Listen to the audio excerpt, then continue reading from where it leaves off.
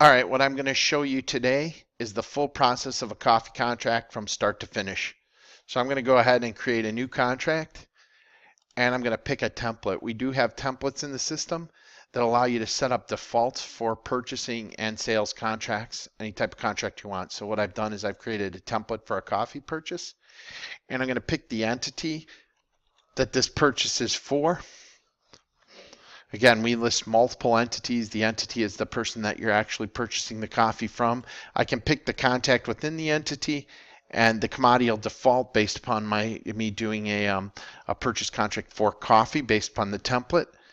And I can actually pick 360 60 kg bags. We're going to have a contract date. I'm going to backdate this contract date so it looks like we did it in the past, so that our applications look good when we're doing shipments and stuff. So I'm going to put this to 1/10/2016. Just that's the date at which the contract was entered, right? And I'm going to give an entity contract number of 1234557. This is your counterparty's contract number. Okay. FOB, we're going to drop this Incoterms to FOB. Again, we control full Incoterms on the transaction.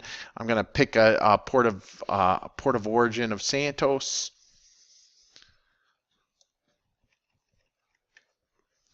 All right, that's going to automatically fill the country, Brazil. Now, I am doing a basis contract. That's my default template, so that filled in. The actual terms are going to come from the vendor, net cash 75 days after. I'm going to say net cash against document. And I'm just going to fill that in again. You know, you can actually search using the letter keys, or you can use the drop down, either one you want. Contract number gets inserted there. You can either have the system assign there, or you can type it in.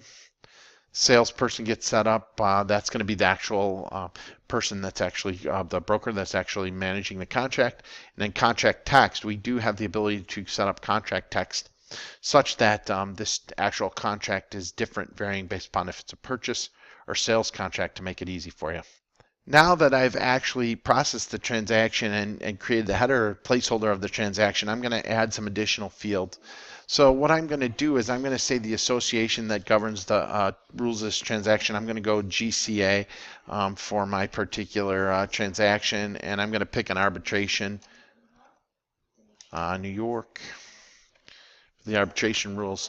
And the next thing that I'm going to do, and again, we have additional information, but I'm filling in the basics. I'm going to fill in documentation. Now, you'll note my documentation defaults to bill of lading, certificate weight, and commercial invoice. So those are all added inside of there. If I wanted to add additional, I could. So at that point, I'm set.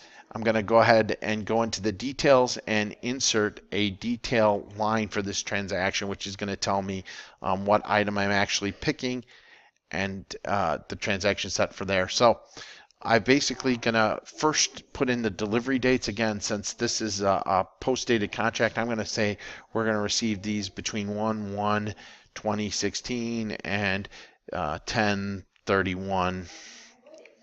2016, right? So that's actually getting me set up for when I'm going to take delivery. Again, location, this is the location that's actually receiving the goods. Basically the item, you can pick an item that you want to associate with this contract. Again, these could be defaulted if you wanted. I'm going to actually pick one specifically out of the system. And then now it's going to tell me the quantity and the net weight that on this particular transaction in kg. And so then the next piece that I'm going to do is look at the basis, review the basis. The basis has been set up based upon what I had preset in the contract defaulted. Now, because I'm going backwards in time, I am going to pick a D's contract. So I'm going to put this against a D16 contract, and I'm going to go ahead and save the line and go from there. All right, the next thing that I'm going to add is I'm going to add some other charges to my actual contract here. So I'm going to add some storage expenses, and I'm going to say that who actually is responsible for getting paid on these and who's going to perform the service. Now we can do these by units or amounts or percentages. We're going to do a flat amount. We can control which currency this transaction is paid in. I'm going to pick USD on this. and I'm going to put a rate of $120 flat, let's say. So this is just basically saying I'm going to have a flat charge of $120 for storage expenses. I'm going to actually add loading expenses, also load in expenses to this transaction. And again, this can be from the same or a different vendor. I'm going to use the same vendor. And I'm going to put in an amount, just a fixed amount for this as well. So I'm going to pick a fixed amount. I'm going to say it's in USD. And I'm going to say this is basically $45 for the load-in expenses. I'm also going to add a line for drayage. I'm going to add a drayage line in here. For drayage expenses, I'm going to pay this to a different vendor, so you can kind of see how that works. Basically, you can pay unlimited amounts of vendors and accrue this and actually mark the freight to market. So I'm just going to show you quickly how to do that. And again, this is simply how to enter the contract. And now I'm going to put in, maybe for that drayage expense, I might say it's $80. And then I'm going to put in a final expense of sample for sample charges. And I'm going to pay that to the storage company again. And that'll be an amount as well. And that'll maybe be $45. So at this point, I've accrued and set up all the storage charges that I need. And I'm going to go ahead and save that transaction. Now I've got a contract in, and we're ready to roll from there. Okay, so the next thing that we could do is delivery of the contract. So we could either print this contract out. So I'm going to go ahead and print the contract. So from here, I can actually email the contract. I can print it. I can actually, do whatever I want with the contract, save it to a PDF or whatever.